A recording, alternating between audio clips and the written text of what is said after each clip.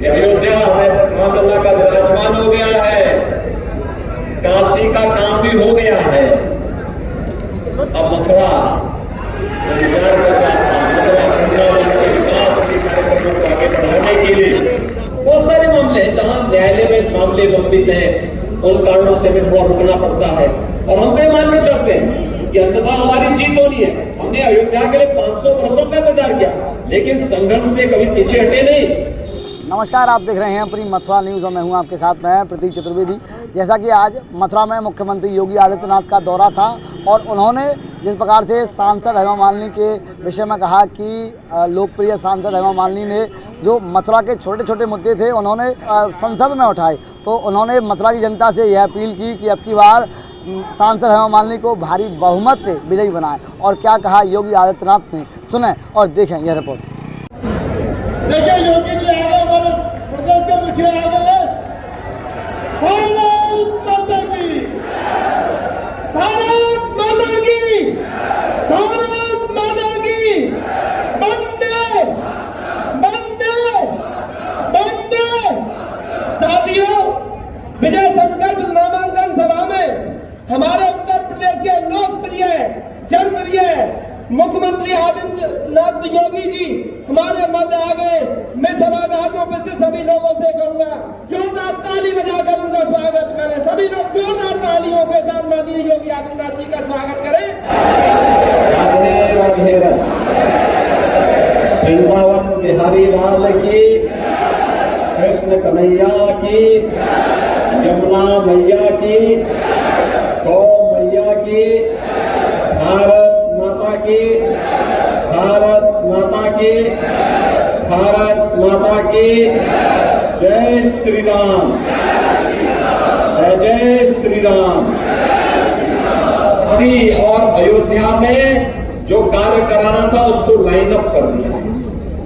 सरकार का काम है लाइन अप करना और उस पर फंड उपलब्ध कराना। जनता जनार्दन के सहयोग से बाकी कार्यदायी संस्थाएं कार्यक्रमों को आगे बढ़ाती है। अब हम लोगों को पूरा फोकस करना है प्रोजेक्ट में। पूरा पैसा लेने जा रहे हैं। 84 कोसी की बात हो रही थी, परिक्रमा की बात हो रही थी, गोवर्धन परिक्रमा हो, बरसाना की हो, यहाँ की जितने भी होंगे इन सबको भी हम यहाँ की भावनाओं के रूप भी आगे बढ़ाने का कार्य कर रहे हैं। यमुना मैया की शुद्धि के कार्यक्रम को आगे बढ़ा रहे हैं, यहाँ के कुंडों के बारे में, या यहाँ पे गौ माता की सेवा और उसके संरक्षण के लिए ये सभी कार्यक्रम युद्ध स्तर पर आगे बढ़ने वाले हैं और बढ़ने वाले हैं। इसके लिए आवश्यक है कि यहाँ से चुनाव जीत करके भी तीसरी बार पिछले 2 रिकॉर्ड को तोड़ते हुए हेमा मालिनी जी फिर संसद में जाए। यहां का संदेश स्पष्ट होना चाहिए पूरे उत्तर प्रदेश के लिए। अयोध्या में राम लल्ला का विराजमान हो गया है, काशी का काम भी हो गया है। अब मथुरा विचार कर रहा था, मथुरा वृंदावन के विकास के कार्यक्रमों को आगे बढ़ाने के लिए तीसरी बार हेमा जी को फिर से यहाँ से प्रचंड बहुमत से विजयी बनाने के लिए एक एक कार्यकर्ता लगेगा। भाजपा राष्ट्रीय लोकदल का एक एक कार्यकर्ता लगेगा और भारी बहुमत से विजयी बनाने के लिए हम लोग कार्य करेंगे। क्षेत्र हमारे लिए सबसे सरल होगा, सबसे आसान होगा, उसमें हम कार्य करेंगे। हमारे पास सबसे अच्छा है स्पिरिचुअल टूरिज्म का, हम उसको विकसित करेंगे। यमुना मैया में इसकी शुद्धि के साथ साथ जो कुछ भी अन्य कार्य करने होंगे हम लोग करेंगे। यमुना मैया की तो साक्षात कृपा हम पर बरसती है, लेकिन हम सब सौभाग्यशाली हैं कि यमुना मैया की कृपा थी, राधे रानी की कृपा थी, कृष्ण कन्हैया की कृपा थी कि ये सारे कार्यक्रम हमारे सकुशल संपन्न हुए। और आज यहाँ पे परिक्रमा के मार्गों के पुनरुद्धार की बात होती है। आज यहाँ पर यहाँ के काशी विश्वनाथ धाम की तर्ज पर यहाँ पे मंदिरों के पुनरुद्धार के कार्यक्रमों को भी आगे बढ़ाने की चर्चा होती है। नमामि गंगे परियोजना के तर्ज पर यमुना मैया को भी शुद्धिकरण से जोड़ने के कार्यक्रम को आगे बढ़ाने की चर्चा होती है। बहनों और भाइयों, ये चर्चा इस बात की शुरुआत है, हमने अच्छी शुरुआत की है। ये चर्चा इस बात को बताता है हमारी शुरुआत अच्छी हुई है, तो इसका रिजल्ट भी अच्छा आने वाला है। और अच्छे परिणाम के लिए अच्छी सरकार आवश्यक है, अच्छे प्रतिनिधि आवश्यक है, रुचि लेने वाले प्रतिनिधि आवश्यक है। ये तो हमारी मथुरा वृंदावन की भूमि तो कला की भूमि है। भगवान कृष्ण के बारे में कहा जाता है, हमारे कृष्ण कन्हैया के बारे में कहा जाता है, जिन्होंने 16 कलाओं के साथ ही अपना अवतार लिया था। जब 16 कलाओं के साथ, संपूर्ण कलाओं के साथ अवतार लिया था, तो कला का सम्मान करने का इससे अच्छी भूमि दूसरी कौन हो सकती है।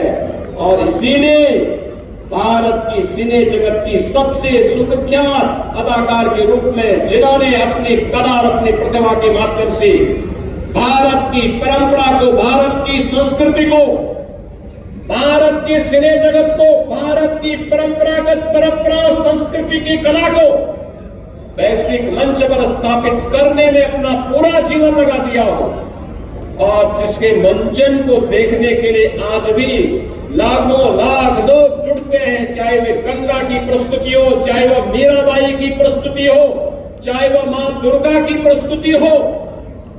उस कला का सम्मान कौन भारतीय नहीं करेगा। पहली बार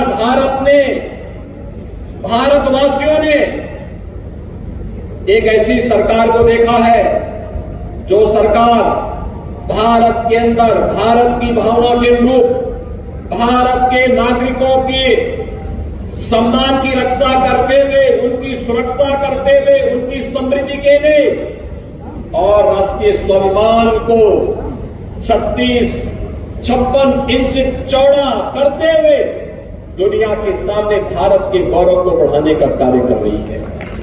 यह काम मोदी जी के नेतृत्व में हो रहा है। वैश्विक मंच पर बढ़ी हुई प्रतिष्ठा हो, चाहे सुरक्षित सीमाएं हो, भारत की परंपरा और संस्कृति में पूछना चाहता हूं, कांग्रेस को देश के अंदर 60 वर्ष तक शासन करने का अवसर प्राप्त हुआ था। क्यों नहीं इन्होंने काशी विश्वनाथ धाम का निर्माण कर दिया। मोदी जी तो पिछले 2 बार से ही काशी से सांसद है, लेकिन कांग्रेस को तो 60 वर्ष लगे थे और 60 वर्ष तक उनका प्रतिनिधित्व काशी से था। क्यों नहीं उन्होंने अपना प्रतिनिधि, और क्यों नहीं कांग्रेस की सरकारों ने, केंद्र और राज्य सरकारों ने काशी के बारे में सोचा? क्यों नहीं उन्होंने मथुरा वृंदावन के बारे में सोचा? आखिर सपा, बसपा, कांग्रेस इन सभी को आपने अवसर दिया था। बरसाना, गोकुल, बलदेव, गोवर्धन, नंदगांव, इन सभी क्षेत्रों को तीर्थस्थल घोषित करने का कार्य था। यह भी भारतीय जनता पार्टी की सरकार ने किया। यहाँ पर ब्रज तीर्थ विकास परिषद के माध्यम से यहाँ की भावनाओं के अनुरूप यहाँ का विकास हो। जब यहाँ की सांसद श्रीमती हेमा मालिनी जी थी, तब उनके सुझाव पर हम लोगों ने यह तीर्थ स्थल घोषित करते हुए और फिर यहाँ के समग्र विकास की एक रूपरेखा तैयार करते हुए इस कार्यक्रम को आगे बढ़ाया। बहुत सारे मामले हैं जहां न्यायालय में मामले लंबित हैं, उन कारणों से हमें थोड़ा रुकना पड़ता है और हम बेईमान में चलते हैं कि अंततः हमारी जीत होनी है। हमने अयोध्या के लिए 500 वर्षों का इंतजार किया, लेकिन संघर्ष से कभी पीछे हटे नहीं। और सबसे विचित्र बात तो यह है कि तीसरी बार जब हेमा मालिनी जी यहां पे प्रत्याशी बनी है, तो किसी भी अन्य दल के पास प्रत्याशी ढूंढे हुए नहीं मिल रहा है। उधार में प्रत्याशी ला रहे हैं और उन लोगों को उधार में भी प्रत्याशी नहीं मिल पा रहे हैं, तो कांग्रेस के नेता अपना आपा खो चुके हैं। अब भारत की मातृशक्ति के प्रति अपमानजनक टिप्पणी करके आधी आबादी का अपमान करने पर उतारू हो चुके हैं। लेकिन इन कांग्रेसियों को और इंडी गठबंधन के लोगों को इस बात की जानकारी होनी चाहिए, ये राधे रानी की भूमि है, यमुना मैया की कृपा इस भूमि पर है। अगर आधी आबादी का अपमान करोगे तो आधी आबादी ही नहीं बल्कि पूरा भारतवर्ष उन्हें ऐसा सबक सिखाएगा कि आगे से वे राजनीति करने लायक नहीं बच पाएंगे।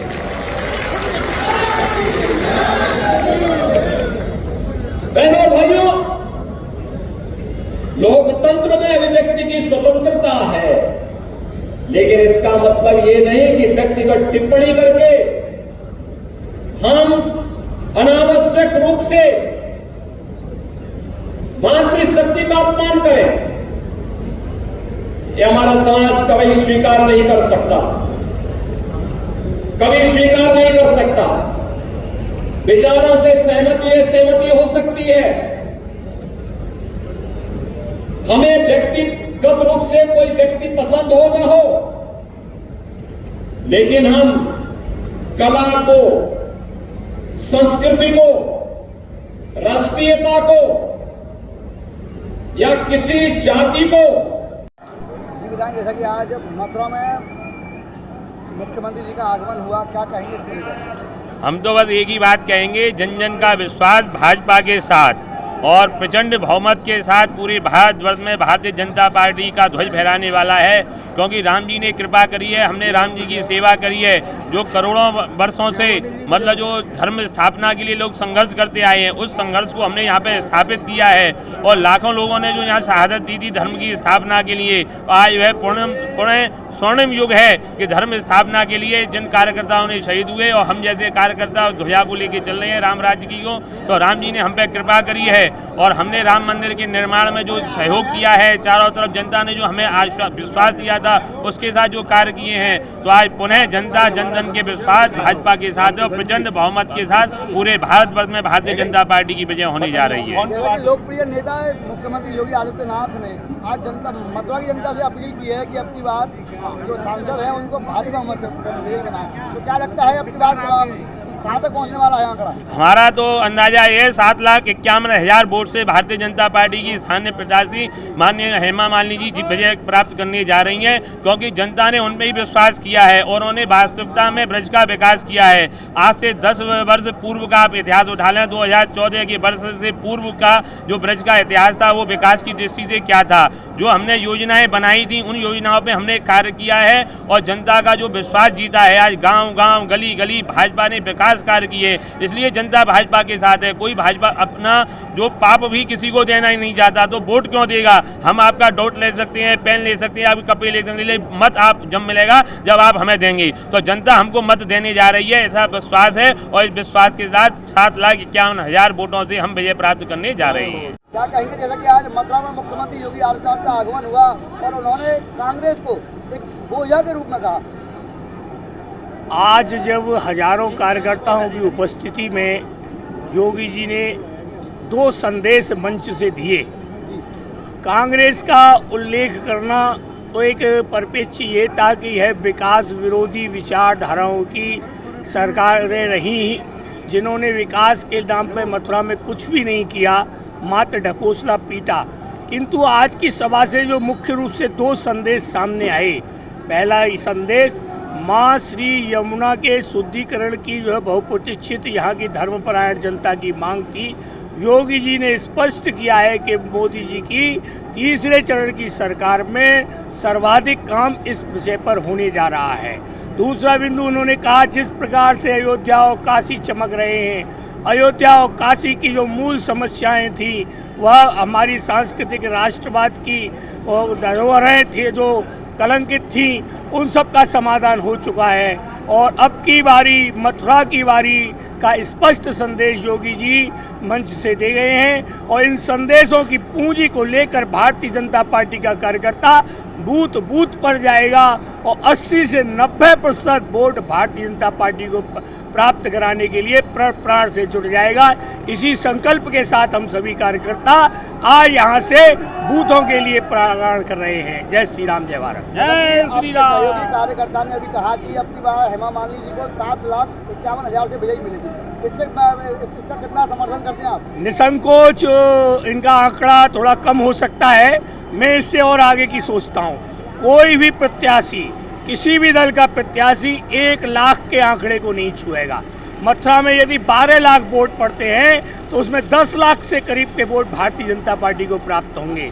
मैं दावे के साथ कह सकता हूं कि शेष सभी प्रत्याशियों की जमानतें जब्त होंगी और 1 लाख का आंकड़ा कोई भी प्रत्याशी भारतीय जनता पार्टी के अलावा प्राप्त नहीं करेगा और निश्चित रूप से 7.5 से अधिक भी हमारा मार्जिन हो सकता है।